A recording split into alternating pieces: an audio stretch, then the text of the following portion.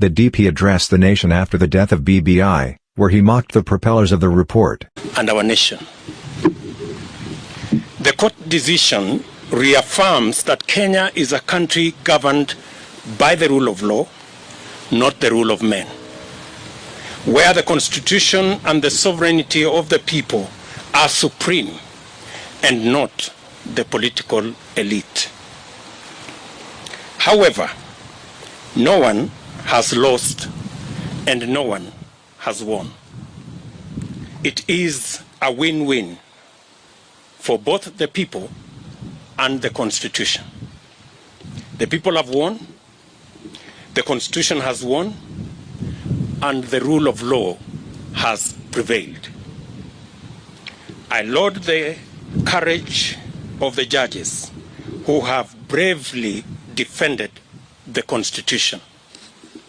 God bless them.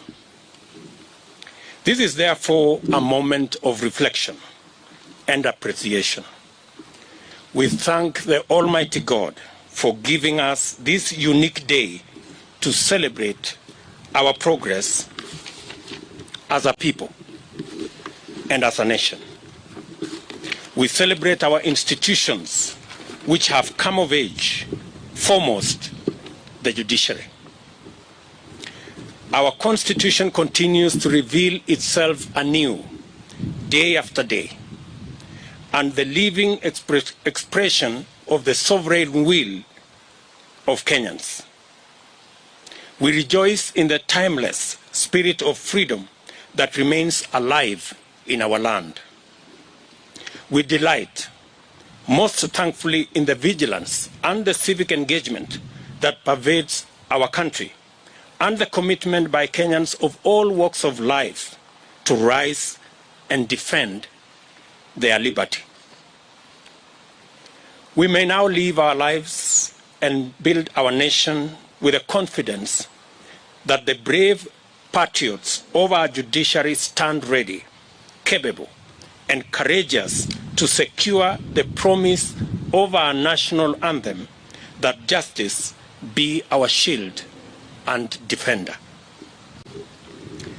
In this spirit, it is time for us, especially the political class, to set down our battle standards and shed our partisan armor and unite in actualizing the aspirations of ordinary citizens. It is time for us to join hands and pursue the priorities of Wananchi with the same urgency, vigor that has been dedicated to the BBI.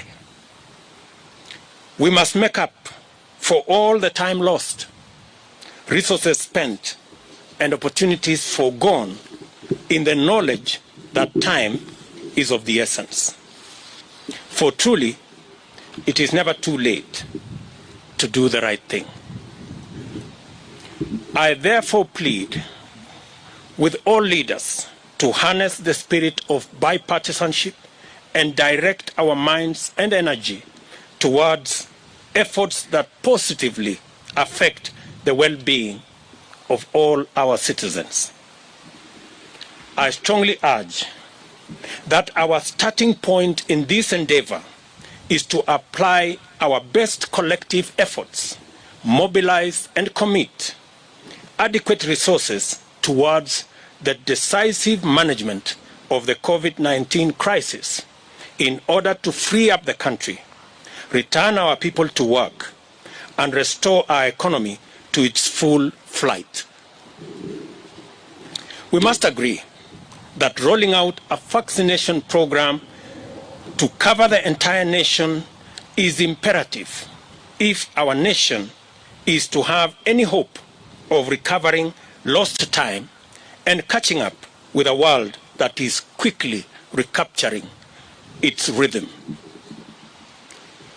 Nothing can stop us from achieving full success if we are all united in purpose and pursue this goal with the resolute momentum, energy, and resources previously earmarked for constitutional change.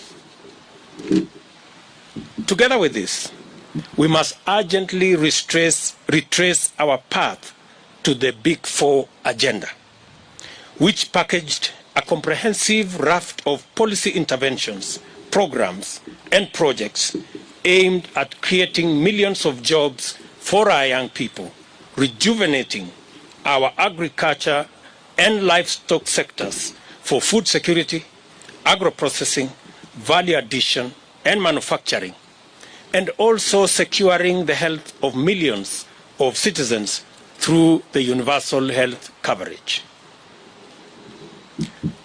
I have held extensive discussions with legislators, and we have agreed to fast-track the long-delayed amendments to the NHIF Act in order to unlock the dream of achieving our universal health coverage that was part of our Big Four plan.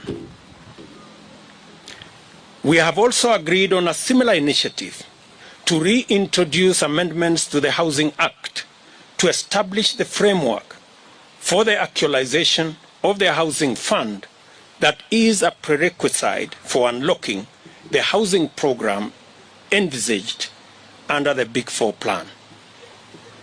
This will set the stage for the achievement of the housing pillar of the Big Four agenda.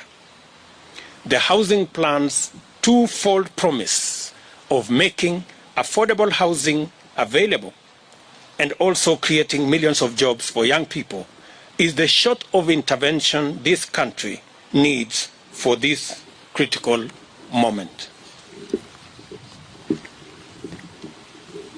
We should work with Parliament in its full bipartisan strength to create the legislative framework required to facilitate mobilization of resources necessary to radically transform agricultural production and productivity. This should enable Kenyans to achieve food security and nutrition sufficiency and create a surplus for diversified agro-processing and manufacturing under the industrialization plan.